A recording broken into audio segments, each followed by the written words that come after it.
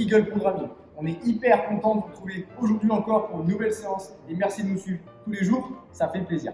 On va tout de suite démarrer avec un petit échauffement. On va avoir un échauffement qui est relativement simple mais qui marche super bien. C'est un Tabata. 20 secondes de travail, 10 secondes de repos, 8 fois. On va enchaîner 2 exercices. Premier exercice, vous avez une barre à vide ou une dumbbell, on y va. Strict press.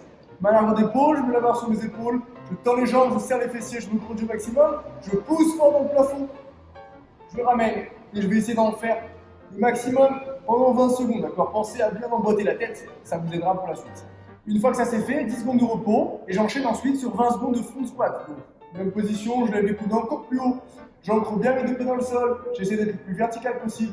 Contrôlez mon squat, poussez fort en serrant les fessiers, en tendant les jambes, en gardant les coudes très hauts. Ne relâchez pas les coudes sur vos répétitions, même si c'est facile.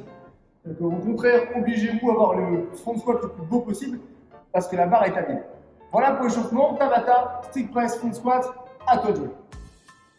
Allez, on enchaîne sur la petite partie mobilité. Je vous laisse attraper un PVC, un manche à balai ou quelque chose pour enchaîner sur des dislocations.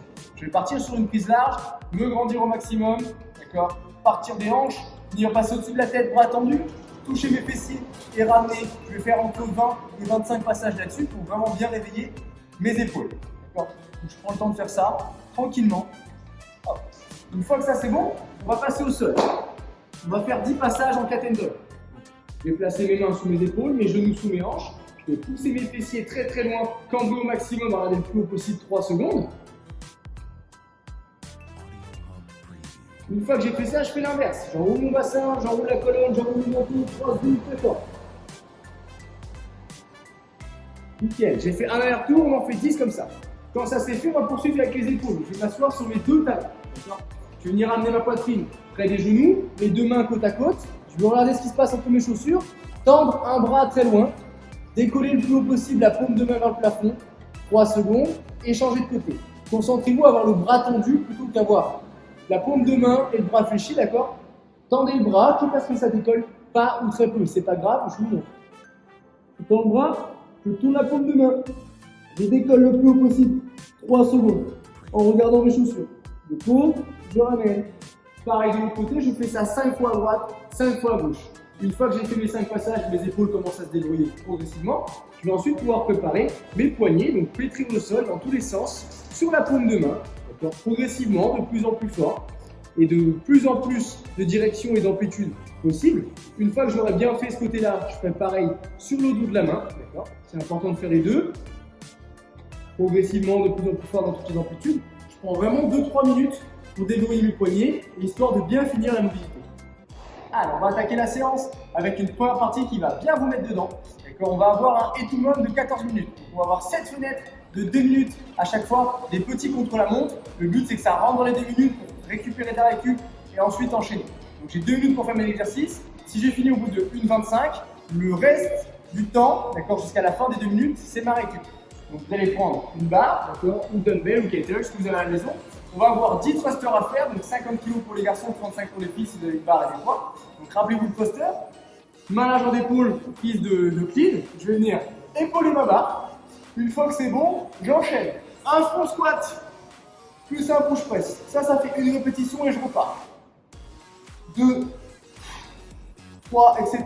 Vous avez le droit de la lâcher. Par contre, il faudra repartir à chaque fois ici pour squatter et pousser. J'en ai 10 à faire. Une fois que c'est fait, je pose ma barre, j'ai 10 burpees over the bar, donc je vais m'allonger à plat ventre, pousser pour me relever, sauter les deux pieds joints par-dessus mon objet ou ma charge et repartir. Donc là, j'ai fait une répétition, il y en a 8 à faire comme ça.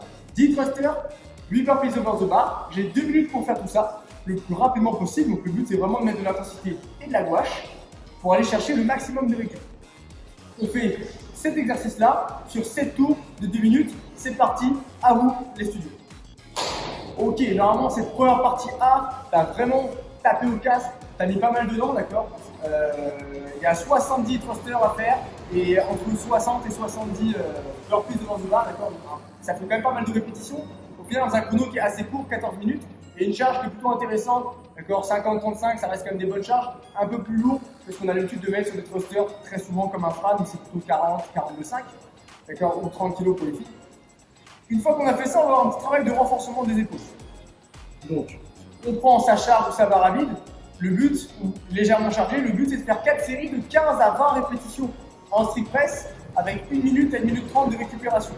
Rappelez-vous, on a fait l'échauffement, je m'abarre sur mes épaules, je suis très grand, très droit, jambes tendues, fessiers serrés, abdos serrés, je lève les coudes des épaules, d'accord, je suis très fort dans cette position, je presse très fort, bras tendus, on passe sur ma tête et je repars. 1, 2, 3, 4.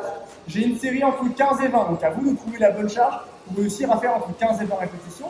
Et ensuite, je vais prendre 1 à 1 minute 30 de repos maximum, d'accord, entre 60 et 90 secondes. Pour enchaîner le tour suivant, vous avez 4 tours à faire. Le but, il est simple, de sentir que vos épaules, elles brûlent et que ça chauffe pour pouvoir les renforcer sur de l'endurance. Bon courage pour cet exercice et vous me dites ce que vous en avez pensé. Voilà pour cette séance du jour. Travail cardio, d'accord, travail global, pas mal, un petit peu de renfort du haut du corps. Vous avez dû sentir qu'entre les thrusters et les burpees, le haut du corps a bien chauffé et qu'au final, le finisher avec le travail de strict press, même léger, donc barre à vide ou avec une petite dumbbell, fait quand même des dégâts, d'accord, mais c'est des bons dégâts, c'est dans le bon sens, c'est des dégâts musculaires pour aller reconstruire derrière plus de muscles et être plus fort sur cet ensemble-là. On espère que cette séance vous a plu. N'hésitez pas à nous envoyer un petit message, un petit commentaire, reposter la séance, retaguez-nous, diffusez la séance aussi à ceux qui pourraient la faire, d'accord, vos amis, vos proches, etc.